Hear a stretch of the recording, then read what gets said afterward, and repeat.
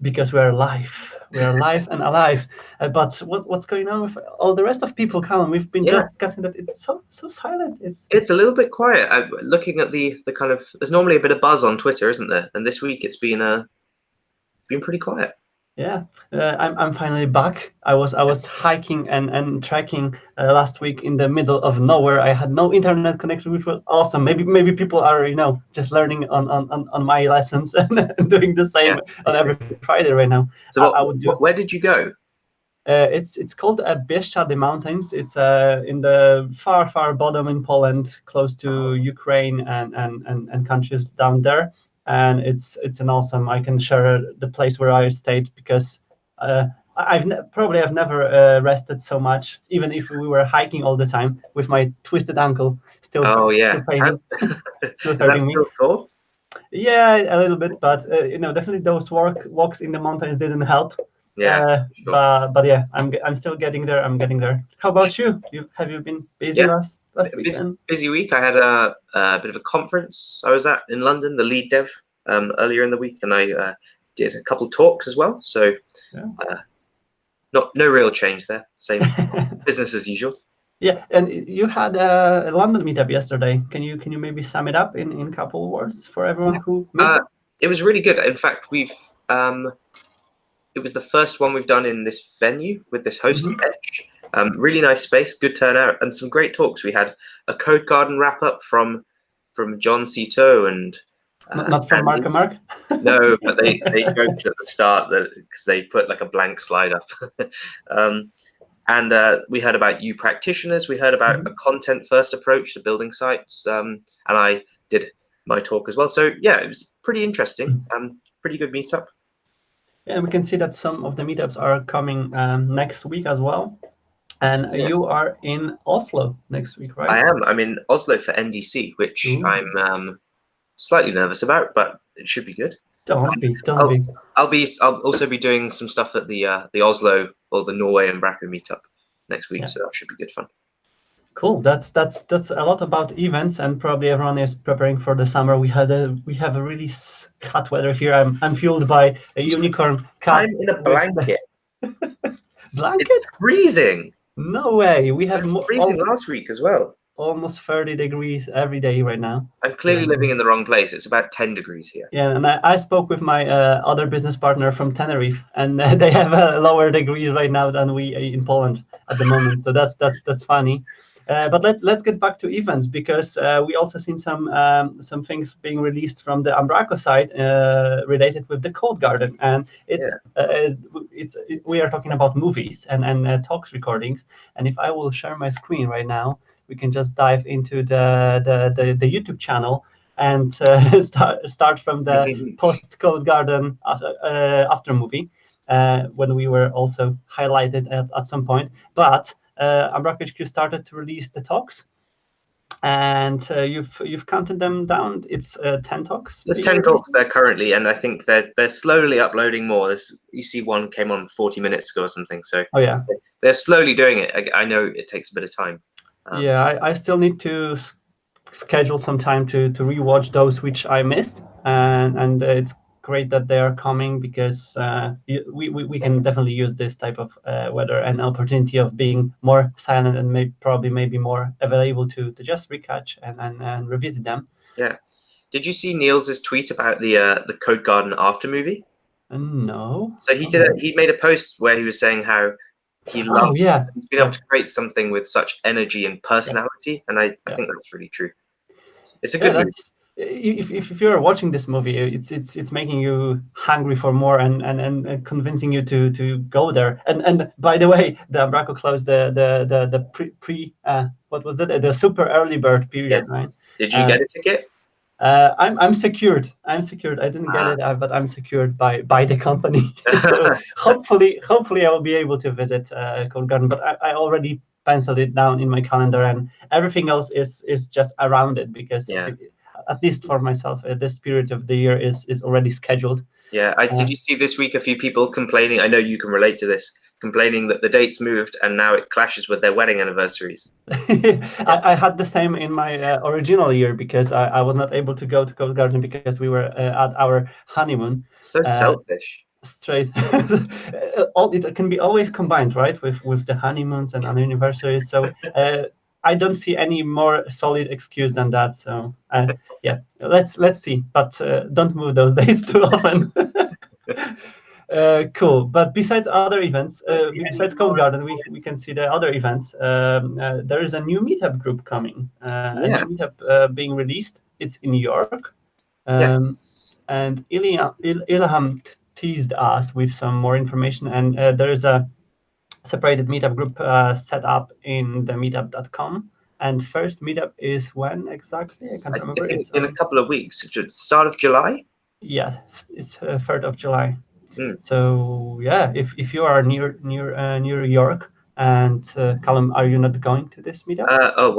I'm sure I'll make it. I've seen that some people said that it must be a tradition of having you at the meetup, because without it, it's not a formal meetup. You're not officially a meetup until I've come to visit. Great reputation. But maybe. That's amazing. Everyone knows you're a traveler and an active umbraCian who is sharing your knowledge. I saw another meetup. I didn't know if we've even spoken about this, but there's a Cambridge meetup. Umbraco, I think. I haven't seen that. So. And I believe Doug and a few others were talking about maybe doing a Cambridge meetup, but I actually found it the other day. I didn't know it was a thing, but they've got one coming up in a couple of weeks, I believe. Nice. So yeah, more meetups. And about the festivals and events, we are right now working on both festivals. I know you are also busy with preparing for Umbraco UK festival. Yeah. I am spending a lot of time recently on finding out the best things and the best preparation for a Polish festival.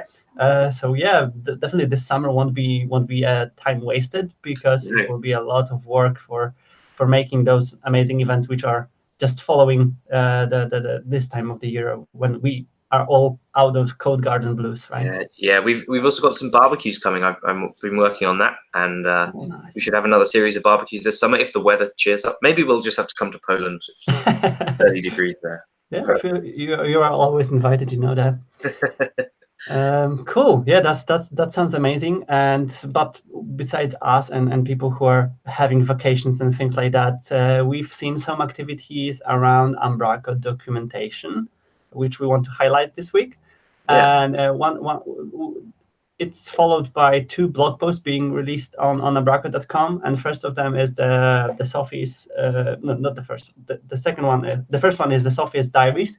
With the information about new documentation side, some stats and some information about work being done by documentation curators, and also decisions made during the retreat and Code Garden this year. So it's a great summary, and once again, all the links gathered together with all the new Umbraco documentation sections, from which one of them is about unit testing, which was started by Dennis on our Umbraco a while ago in March.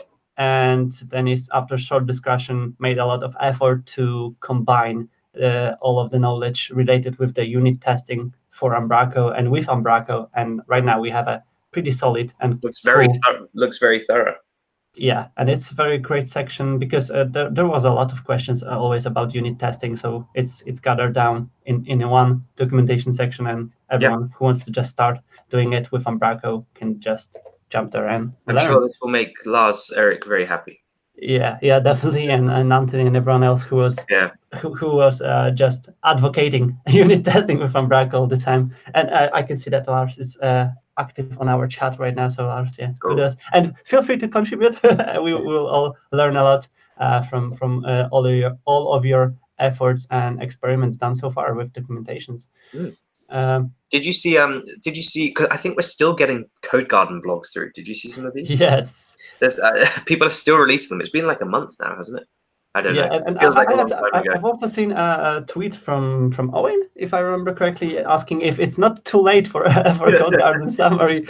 I still have a card on my to-do list on Trello to sum it up from our side, because I have a whole document of notes and things which probably can be combined in the blog post. So Yeah. Maybe during this summer period, I will just release blog post about Code Garden to still remember about it. Release it a couple of weeks before next year's Code Garden, to recap. But I saw a member of the London community has finally set up his blog, and we've had him on umbraCoffee too, Matt Barlow.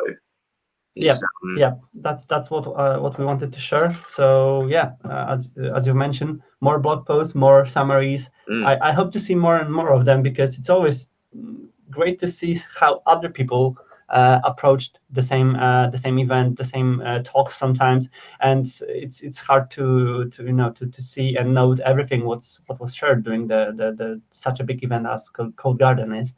So yeah, continue, people. It's never too late to release a summary of great event, right? And you can relive all the fun now when the videos go up. So still the energy will keep going. I was speaking to a few people yesterday saying we really miss the event. Like now you've had the come down and you've relaxed a bit, had a bit of sleep. You go, I really want to be back. Cool. And some people released also new versions of their packages, and we can start from Richard Soteman and some new releases of SEO Checker, which are having some bug fixes inside of it. And also, I've lost this tweet somewhere, but we wanted to mention that Ismail is actively working on migrating Examine Inspector to V8. Yeah, I've chatted with Ismail a little bit.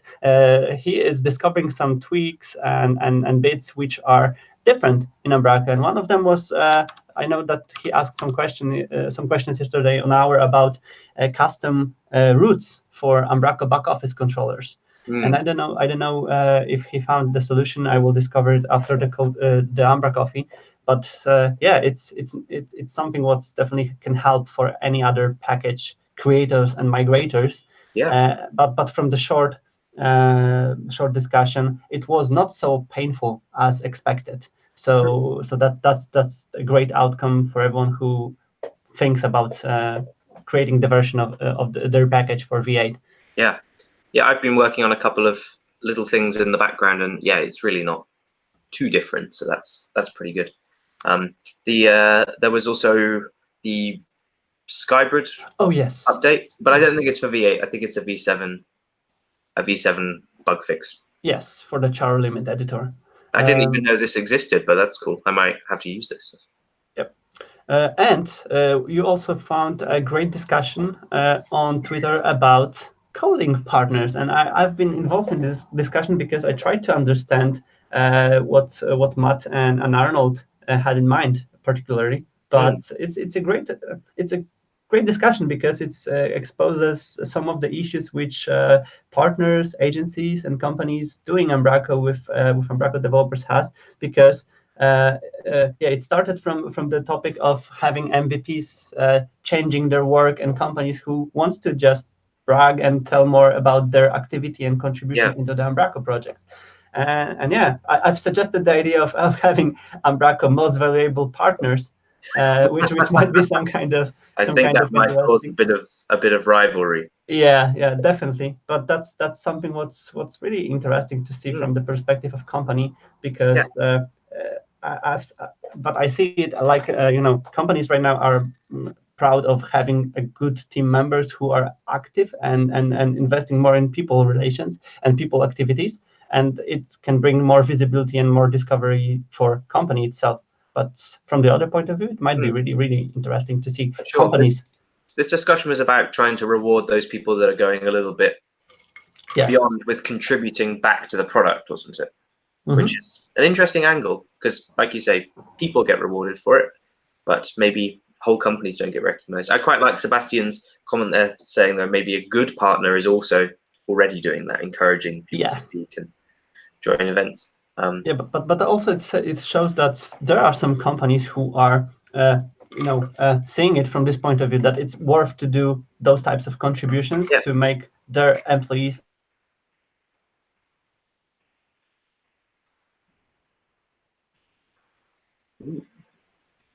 Have we lost Marcin? I think we've lost Marcin. Are you back?